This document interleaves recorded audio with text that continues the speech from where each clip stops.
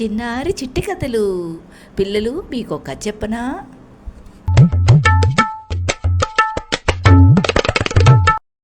పిల్లి నల్లపిట్ట మళ్ళీ అడవిలోకి వెళ్ళడానికి తయారవుతున్నాయి, సిద్ధమవుతున్నాయి. ఈసారి ఇంకా దూరం వెళ్ళాలి. ఎట్టా వెళ్తాము? రోజు ఈ నక్కొచ్చి చిన్నారి కొడుకుని ఎత్తుకుపోతోంది. ఏమని చేయాలి అని ఆలోచనలో పడ్డాయి. ఈసారి గట్టిగా చిన్నారి కోడిపుంజును హెచ్చరించినాయి. నక్క మాటలు నమ్మకు, కిటికీలోంచి తొంగి చూడకు. ఈరోజు మేము చాలా దూరం వెళ్తున్నాం. ఈసారి నువ్వు అరిస్తే కూడా నీ కేకలు మాకు వినిపించవు అని తెలిసిందా అని నచ్చ చెప్పి ఇంట్లో వదిలిపెట్టి వెళ్ళినాయి.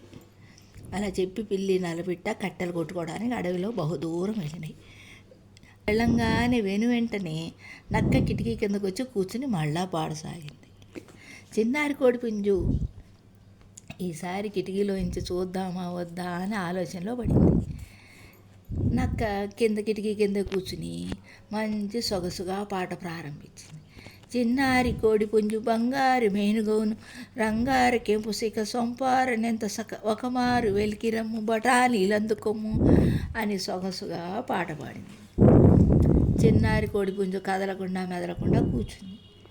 నక్క మళ్ళీ పాట పాడదాం అని మళ్ళీ పాట సొగసుగా పాడదామని ఆలోచించుకుని మెల్లగా మళ్ళీ పాట మొదలుపెట్టింది. ఆడుతూ పాడుతూ బాలబాలికలు వీధిలో ఈవేళ వెదజల్లె గోధుమలు కోడిపెట్టెల గుంపు మెకుతూ వచ్చట చిన్నారి పుంజుల కిడవు గింజైనక్కట. చిన్నారి పుంజు కదలకుండా మెదలకుండా కూర్చుంది. అంచేత జిత్తులు మారి నక్క మళ్ళీ పాట పాడింది. మళ్ళీ అదే పాట పాడింది. ఎందరో వీధిలో నడిచి ఈవేళ ఎన్నెన్నో పప్పులను వెదజల్లే వేళ కోడిపెట్టెల గుంపు మెక్కుతూ అచట చిన్నారి పుంజులో కిడవు గింజైనకట అని పాడింది. చిన్నారి కోడిపుంజు తట్టుకోలేక పాటలకి మళ్ళీ కిటికీలోంచి తొంగి చూసింది. కొక్కరికో చిన్ని పుంజులకేల ఇవ్వవో నీవు చెప్పవయ్య నాకు ఓ నక్క బావా. ఎందుకు ఇవ్వవు? చిన్నారి పుంజులకి ఎందుకు ఇవ్వవు? మేము వస్తాం తింటామని ధీమాగా ఆలోచన చేసి మళ్ళీ కిటికీలోంచి తొంగి చూసింది. తొంగి చూడంగానే ఈసారి చిన్నారి కోడిపుంజుని నక్క మళ్ళీ చటుక్కున పట్టుకుని మళ్ళీ దాని గుంట దగ్గరికి లాక్కుపోయింది. నక్క చిన్నారి కోడిపుంజు చటుక్కున తన గుంట దగ్గరికి లాక్కుపోయింది. చిన్నారి కోడిపుంజు తన శక్తి కొద్దీ చాలా గట్టిగా కేకలు వేసింది. కానీ పిల్లి నల్లపిట్టకు ఆ కేకలు వినిపించలేదు. తన ఇంటికి వచ్చి చూడగా చిన్నారి పుంజు కనిపించలేదు. నక్క అడుగు జాటల వెంటే పిల్లి పరిగెత్తింది. నల్లపిట్ట ఎగిరింది. చివరికి నక్క గుంట దగ్గరకు వచ్చాయి. అయ్యో! పిల్లి వాయిద్యం వాయిస్తూ పాడింది.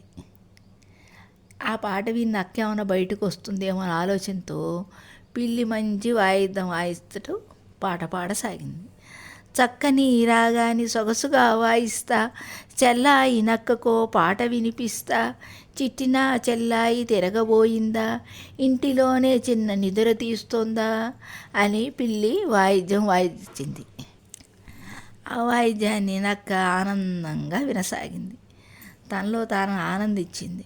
ఎవరబ్బా ఇంత చక్కగా వాయిస్తూ ఎంతో కమ్మగా పాడుతున్నారు, బయటికి వెళ్ళి చూడనా అని బయటకు వచ్చింది నక్క.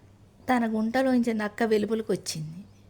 పిల్లి నల్లపిట్ట చటుక్కున నక్కపై పడి చెడామడా బాగా దెబ్బలు కొట్టినాయి. దెబ్బలకు తట్టుకోలేక నక్క తోక ముడుచుకుని కాళ్ళల్లో శక్తి ఉన్నంత వరకు పరుగుని పారిపోయింది.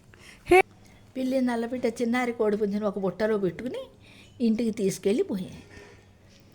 అప్పటి నుంచి అన్ని అడవిలో వాటి ఇంట్లో సుఖంగా విందు వినోదాలు చేసుకుంటూ ఇంట్లోనే చక్కగా కాలం గడపసాగినాయి.